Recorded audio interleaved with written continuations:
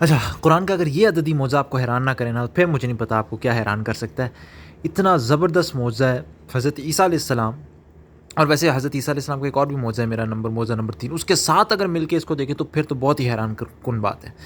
حضرت عیسیٰ علیہ السلام کا ذکر، عیسیٰ لفظ عیسیٰ قرآن میں 25 بار اس کا ذکر ہوا ہے، جو کہ خود ایک معجزہ ہے، اور یہ 11 صورتوں میں یہ 25 بار ذکر ہوا ہے لفظ عیسیٰ کا۔ اب آپ سمپلی 25 کو 11 سے ضرب دے دیں، آپ کے پاس آئے گا 275۔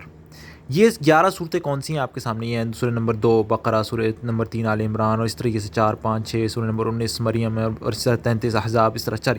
یہ 11 صورتیں، ان 11 صورتوں کو آپ جمع کر لیں، 2 جمع 3 جمع 4 جمع 5 جمع 6 جمع، یہ سارے جمع کر لیں۔ سبحان اللہ، جو 25 کو 11 سے ضرب دینے میں آتا ہے، یعنی 25 دفعہ حضرت عیسیٰ کا نام آیا 11 صورتوں میں، 275، وہی آپ کو کل اگر آپ کریں صورتوں کا جن میں حضرت عیسیٰ کا نام آیا، وہی آپ کو ان کو جمع کرنے سے ملتا ہے۔ سبحان اللہ، یہ کس طرح ممکن تھا کہ اللہ تعالیٰ قرآن میں ایک پیغام بھی دے رہے ہو، دنیا جینے کا طریقہ بھی سکھا رہے ہوں، ہر چیز بالکل ٹھیک ٹھیک بتا رہے ہوں، اور ساتھ میں یہ معجزہ بھی۔ اور اس صرف یہی معجزہ نہیں ہے، باقی تمام معجزات بھی، لیکن حضرت عیسیٰ علیہ السلام کا اور بھی معجزات ہیں۔ معجزہ نمبر 3 میں آپ جا کے دیکھیں، آپ کو اس میں اور بھی معجزات ملیں گے۔ سبحان اللہ، کیسے ممکن ہے یہ اللہ کا کلام نہ ہو؟ کیسے ممکن ہے کہ ڈیزرٹ میں بیٹھے ہوئے بندے نے خود بخود لکھ دیا؟